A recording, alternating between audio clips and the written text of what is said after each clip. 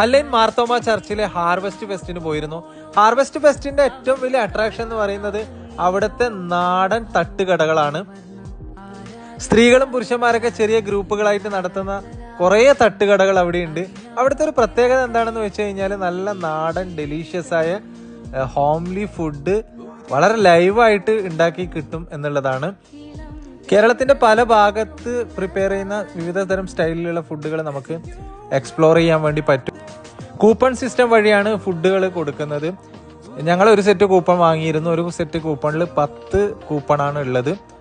3 coupon കൊടുത്ത് ആദ്യം തന്നെ എല്ലും കപ്പയും വാങ്ങി അത് അവിടെ തന്നെ കഴിച്ചു. ബാക്കിയുള്ള കൂപ്പണ് കുറേ തരത്തിലുള്ള സ്റ്റൂവും അപ്പം അതുപോലെ മറ്റ് ഐറ്റംസ് ഒക്കെ വാങ്ങി. നല്ല രസമായിരുന്നു. നമ്മളെ നാട്ടിലൊക്കെ ഒരു ഉത്സവം പള്ളിപ്പെരുന്നാളിൻ്റെ ഒക്കെ ഒരു പ്രതീതിയായിരുന്നു. കുട്ടികൾ കളിക്കാൻ ഗെയിം ഉണ്ടായിരുന്നു, അതുപോലെ ഗാനമേള ഉണ്ടായിരുന്നു.